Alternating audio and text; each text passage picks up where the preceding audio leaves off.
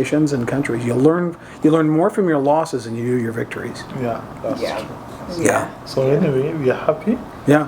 and we thought of doing a courtesy call, and maybe to seek some few discussions, if you don't mind. One, maybe you could tell us the policy of your entity concerning twinning. Yeah, we'd be very glad if you could start such kind of collaborations. I don't know whether you require formal requests for twinning. I don't know. Or we're talking about our sister city, or is it? Yeah. Is that what you mean by? Twinning. Yeah. That, Well, actually, we're looking for partnerships. That's something that I wanted to make sure that the council member was present, because I know that she's got a passion for make sure that we've got perhaps a sister city or a relationship with maybe one or several cities on the African continent, and that's why it's serendipitous that you're here, so we could have these conversations about that. What would be the procedure for that? Well, I think it's just making up our mind we want to do it. I tend to try to cut through things, and things don't need to be. It is the will of the entities to partner, and I think the council would need to approve it. But what we'd want to do is make sure that can have some cultural exchanges. Usually, what we do is we partner with a particular city. We just actually I mentioned Ukraine before. We had a lot of. And I'll turn this over to you in just a moment. We have sister city relationships with a city, one in Japan, one in Korea, and then we just made a partner city, a sister city with 𝐉𝐻, Ukraine. We just did that about 50 days ago. Right when the conflict started, right when the war started, the invasion started. So really it's about finding a good partner that we can have some good exchanges, cultural exchanges, financial and business, where we can have substantive exchanges. And we really want to also have partners where we can make it a real partnership, where we could go there and have your delegations come here and we go there. Fine, maybe to escalate the matter forward, maybe we'll do a letter, and then you can probably table the letter before your relevant organs for your consideration. Right. So what city are you looking at? Good question, thank you. City? Well, it's a small town. It's called Murang'a. After the new constitution was enacted, we did away with cities. Technically, yeah. Really? Yeah, we did away with cities. We changed our model of governance. So we have the national government and what we call devolved units, which are basically entities consisting several urban areas. But they have the power now to create cities, which are not really democratically elected, but they are just administrative units. So basically, therefore, the request will be will be made by the county, to be on behalf of that county, which is like a region. Maybe from an American point of view, you'll be talking about, there are two angles to look at it. Either an urban area within that entire county, or alternatively, it is the entire county which will be making the request. Of course, the choice and the determination be done by your very good council. Right. Lydia, any thoughts on that? Yes, and it's a great idea. Thank you. It's just the compatibility that we need to consider. So we're a city of 100,000 people, but also we have we have hospitals now. We have Tech Hub. We're bringing in UW-Tacoma. Yeah. So there's different entities here. Children's hospitals. We have a lot of things going on. Right. A lot of medical. As we're looking at becoming a tech hub here in Federal Way, that similarities would be very helpful, because whatever you're exchanging, whatever you're doing with your sister city has to match up. So that would be the only thing I would bring up to this conversation is how do we relate in deciding that relationship or building that relationship. Right.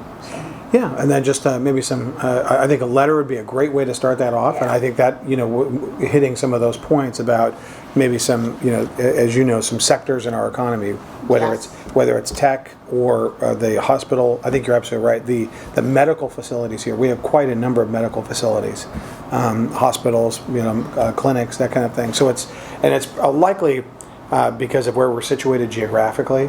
On the Puget Sound area, we're right in the middle. And that's why a lot of people move here. One of the conversations in Nairobi, whether it's Kang'ata Murang'a, whatever it is, I'm just thinking about, because I know one of the considerations, like you mentioned, is the compatibility. Right. Or something that you have where you have that partnership where you are exchanging ideas or thoughts or building something on. Otherwise, it'll just be, hey, hello, I love you, bye. What part of the country were you from? Or in Kenya, the same city, Murang'a. Murang'a. Yes. And it's a small town. Right. Okay. What size do you think? What population? What do you think? Yes, the population of that city is about 100,000, almost like here. Yeah, exactly. Yeah, but now the entire county, it falls under a county of about 1 million. Wow. Population. Yeah. Wow. Yeah. Yeah, that's great. Yes. And the weather, of course, is almost similar. Yeah. Oh, really? Yeah. Because the mountains? Yeah.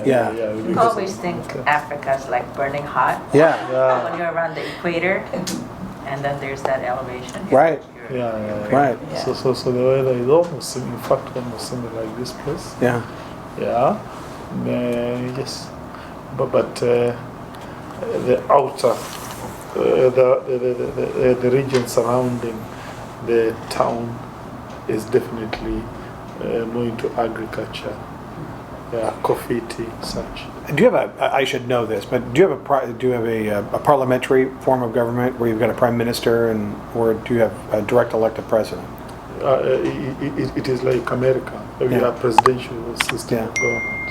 You have a president who has the executive, and then of course we have a parliament comprising of various political parties, and of course the judiciary. And what's your political party? Currently I'm a member of the ruling party, which is called the Jubilee. But that is from a legal point of view.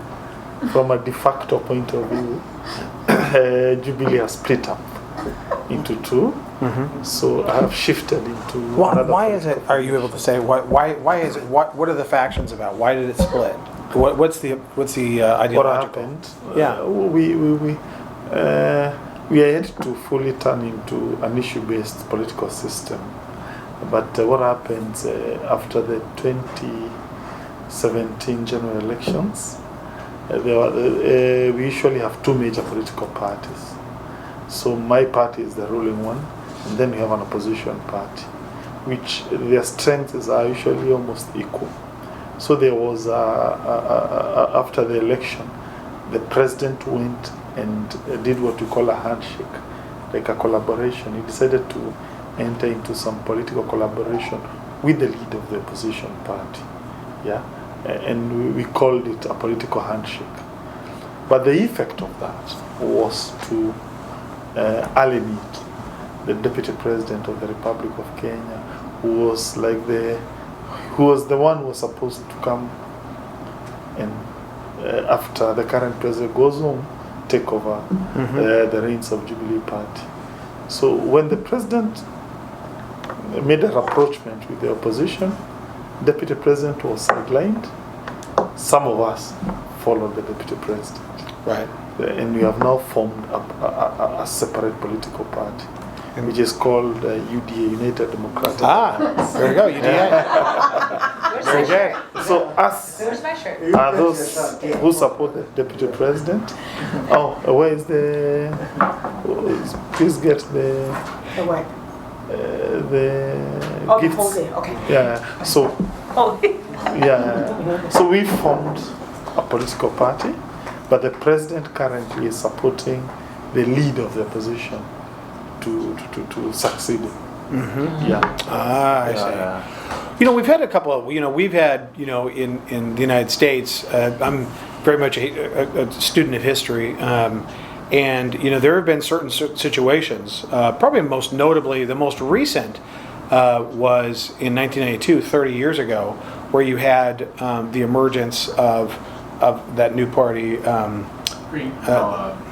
It was Ross Perot, and the emergence, and Okay. was a, what's that? Independent? Yeah, it was a third-party run. It was it? Perot, right, in 1992, and then it was about almost 80 years before that, in the presidential election of 1912. Everybody knows who Teddy Roosevelt is, right?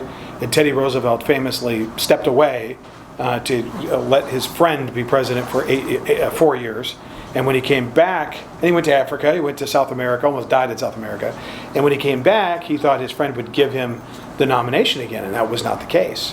So that was William Howard Taft. Yeah. And Taft, who I happen to share a birthday with, said, no, former Mr. President, I want to stay president. So famously, Teddy Roosevelt formed what they called the Bull Moose Party. And that was the first time in really history that a sitting U.S. president came in third place at the polls. But that's how Woodrow Wilson became president, because the Republican Party split, and the Democratic Party with Woodrow Wilson came in. So, but we've had a very stable partisan structure since then. Abraham Lincoln was the first Republican president. But 4 years before he was elected in 1860, the Republicans formed, and the Whigs sort of just disappeared. So it is. But since 1860, we've had just two major political parties. You had some other parties in the early 1896 and 1900, but for the most part, it's been Democrat and Republican. So it is very interesting. What do you know? What your numbers are with the new party, or what your percentage of the population is? Yeah, the various credible opinion polls seems to suggest we are almost 50-50, but our party a little bit popular. Right. So you're really the all the alliances that it take, and then that's where Netanyahu was extremely deft at putting together his very very narrow but consistent majorities. It's very interesting. Yeah. Yeah. But finally, after this last stretch, he finally ran out of real estate and ran out of votes. So it is interesting. Yeah. So yeah. So when is the president's term up? August. So wow. We are really campaigning. Same time as yours then? Yes, everyone is going home. So we are campaigning. We are in the last 3 months to the elections. Wow. So we are really campaigning. Interesting. Yeah. I don't know whether we'll win. I am vying to become the governor. That's great. Good for you. Fantastic. Yeah, that's great. Yeah.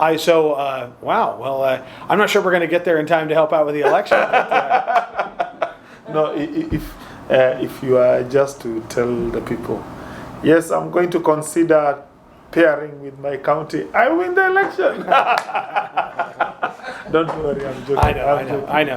Well, I think actually, what's really, I think the rule of law and the respect of elections and the fact of elections, I think are just, what we see happening in Russia is very concerning. And 30 years ago, we all, well, you're a little bit younger, but but not that young. I mean, you saw the fall of the wall in '89. And I think there were some real hopes that Russia, and for a while there were, that the Russian Federation was a true functioning republic. But that is clearly not the case, and it's really unfortunate and sad. Yeah. Now it's slid into just a pure dictatorship. Yeah. Thank you very much. Can I give my Yes, please. Thank you. Oh, look there. Yeah. So that's the deputy president. Mm-hmm. Him here. Yep. And in my party. Yeah. Very good. Thank you. Wow. Well, we are. I am really, really looking forward to receiving that letter and continuing discussions. I think you're absolutely right. Something as critical as healthcare would be a great thing to discuss about. But I'm excited about these elections. I'm gonna start studying pretty close. Exactly. You know, right? Yeah. No, I know a thing or two about campaigning. Oh, you gotta watch out. I'll show up no, there. Kenya is a vibrant democracy. Yeah, it's great. We really have freedom of speech. Yeah. Yeah, we really, yeah, it's a real, we're almost there towards becoming a full democracy. That's great. Yeah, That's great. For the last, how many years? 30 years. We've been having regular elections. Yeah. And, yeah. It is. It's precious. Yeah.